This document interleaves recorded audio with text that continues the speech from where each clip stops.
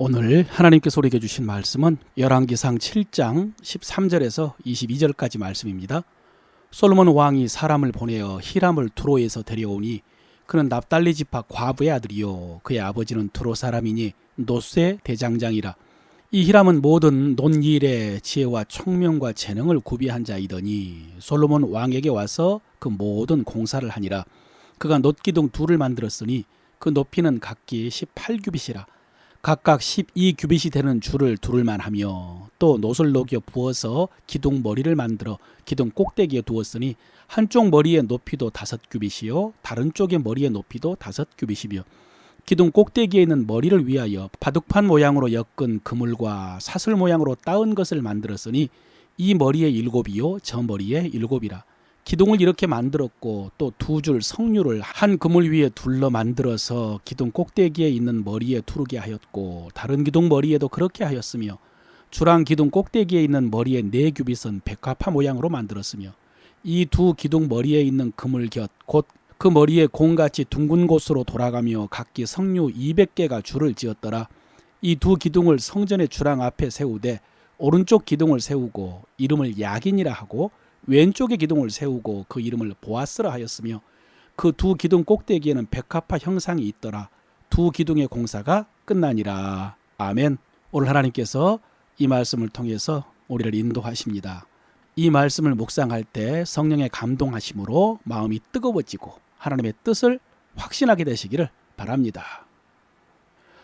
열왕기상 7장 앞부분에는 솔로몬이 성전 건축을 마치고 자기 궁궐을 짓는 장면이 나왔습니다.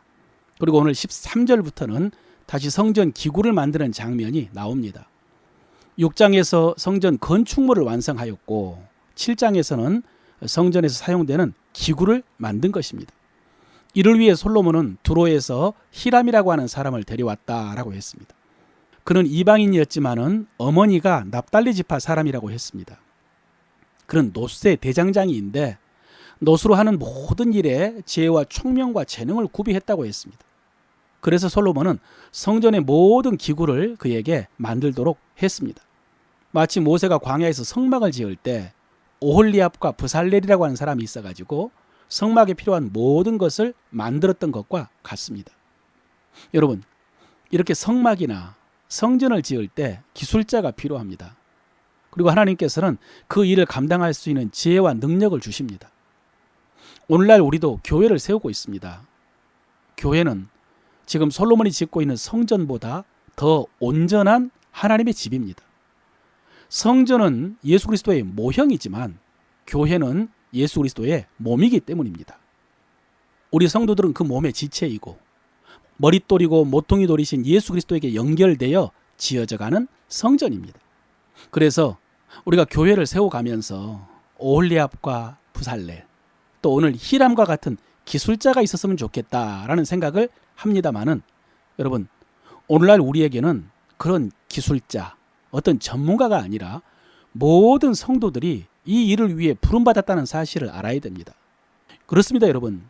교회는 몇 명의 전문가들을 통해서 세워지는 것이 아닙니다. 하나님께서는 모든 성도들을 지체로 부르셨고요. 그들 각자에게 은사를 주셨습니다. 은사라 함은 오늘 히람이 가지고 있는 그 모든 재능과 지혜를 말하는 것입니다. 그 재능과 지혜와 능력을 모든 성도들에게 나누어 주셨습니다. 모든 성도가 중요합니다. 한 사람도 예외가 없습니다.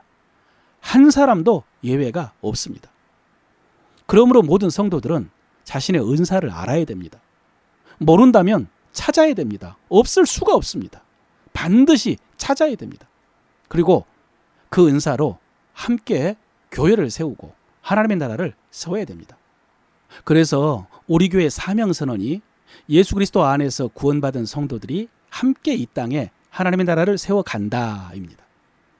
그래서 우리 교회 이름을 지을 때도 제 신앙과 목회의 기초인 예수 그리스도 안에서라는 의미로 예안교회라고 하는 게 더 자연스러운데 함께 세워가야 한다라는 이 성경적인 의미를 주님의 의도를 도저히 포기할 수가 없어서 우리라는 단어를 넣은 것입니다. 예안 우리 교회. 여기서 우리는 소유나 어떤 배타적인 의미가 아니라 공동체적인 책임을 의미하는 것입니다. 그래서 우리는 함께 몸된 교회를 세워야 하고 하나님의 나라를 세워가야 합니다. 마지막으로 솔로몬은 히람에게 성전 앞에 큰 놋기둥을 만들어서 거기 야긴과 보아스라고 이름을 새겼습니다.